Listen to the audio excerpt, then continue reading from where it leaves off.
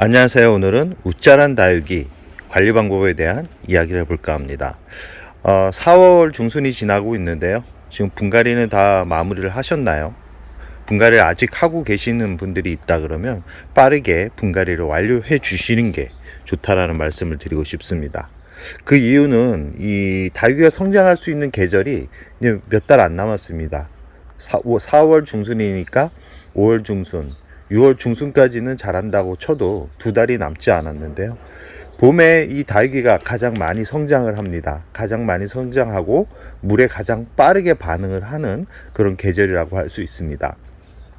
그런 귀중한 시간을 다육이가 뿌리를 잡기 위해서 시간을 보내게 만드는 것은 되게 비효율적이라고 말씀드릴 수 있기 때문에 꼭 4월 중순 이번 주까지는 꼭 분갈이를 완료해서 다육이가 한 일주일 정도 자리를 잡게 한 다음에 그 다음부터는 성장을 할 수 있는 물주기와 관리법을 시행하는 게 좋다라는 말씀을 드리고 싶습니다. 오늘은 다육이 웃자람 관리 방법에 대한 이야기를 해볼 텐데요.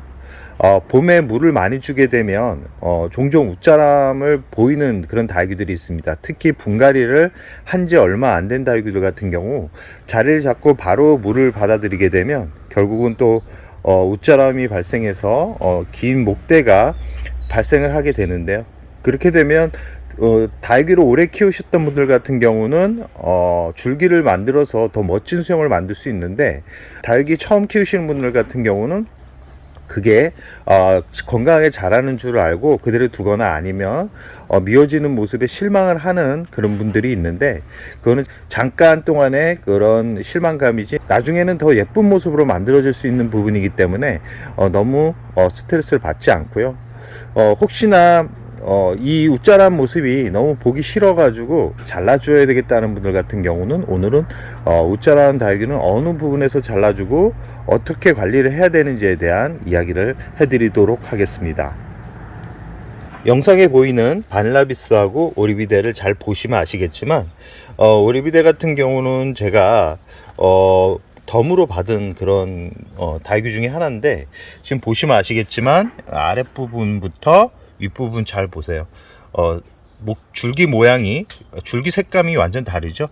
아랫부분은 목질화가 돼 가지고 받았을 때 이 목질하고요, 이거는 제가 일부러 웃자라게 키웠습니다. 왜냐하면 줄기를 만들기 위해서 웃자라게 키운 건데요, 줄기가 성장을 하는 그런 줄기라고 할 수 있습니다.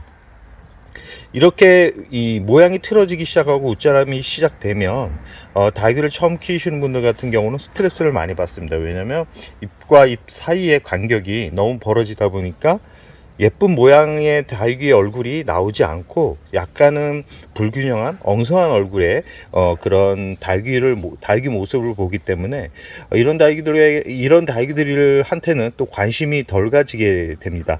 그러나 이런 다육이들도 시간이 지나면 또 멋진 그런 줄기와 멋진 모습을 보여줄 수 있기 때문에 잘 관리를 하시라는 말씀을 드리고 싶고요. 혹시나 줄기가 마음에 안 들면 잘라주시면 됩니다. 이 잘라주는 부위는 바로 이 손톱 아래 이 줄기 잎이 보이시죠? 잎과 잎 중간 부분을 잘라주시면 대략적으로 한 5월 정도 되면 그 자른 부분에서 자구가 나올 겁니다. 그걸 적심이라고 그러거든요. 위에 있는 성체 같은 경우는 자른 단면이 마르기까지 한 일주일 정도 걸리는데, 일주일 후에 보시면 뿌리가 나기 시작할 겁니다. 이 뿌리는 건강을 해야 뿌리가 빨리 나지, 건강하지 않은 다육이들 같은 경우는 뿌리가 빠르게 내리지 않는다는 거는 또 참고로 해주시고요.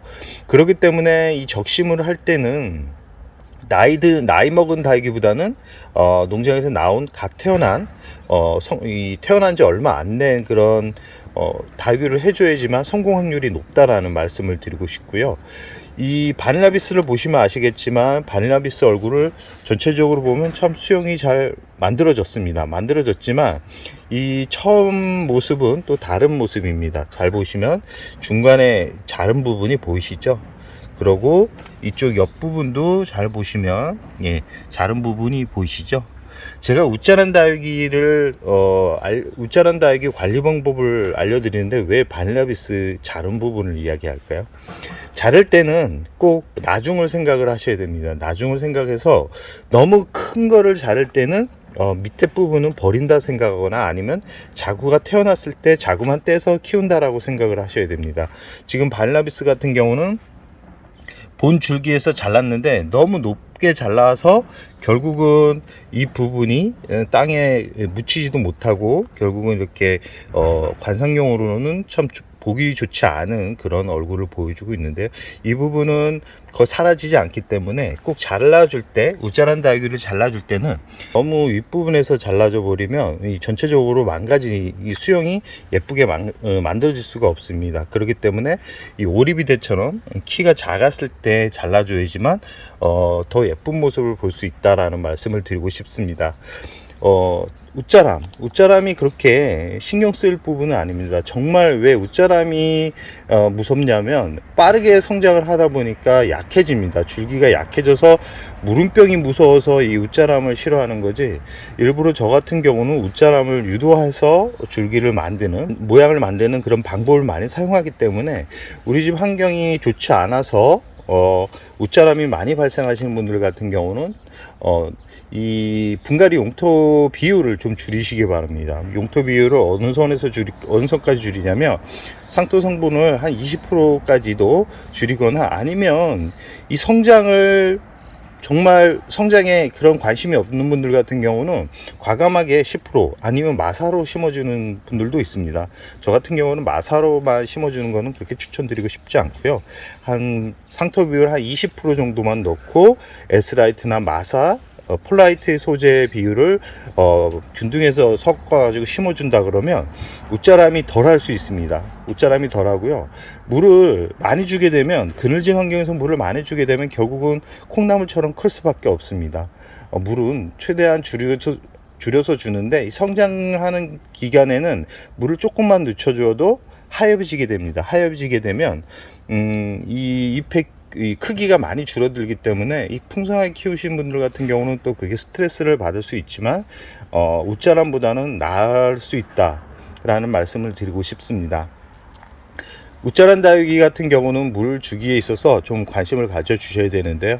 물은 3주 단위로 주는 것도 괜찮습니다. 2주 단위로 물을 줬을 때 웃자람이 보인다 그러면 결과적으로 물의 양이 많고 햇살이 들어오지 않는 환경에서 수분이 오래 머물러 있기 때문에 웃자람이 발생하는 거기 때문에 꼭 이런 환경을 가지고 있는 분들 같은 경우는 잎의 상태, 잎을 만졌을 때 말랑말랑하거나 아니면 물을 줬을 때 웃자람이 너무 많이 보인다 그러면 이런 부분에 있어서는 물주기 기간을 좀 자율적으로 이렇게 좀 조정해서 물을 주는 것도 좋다라는 말씀을 드리고 싶습니다.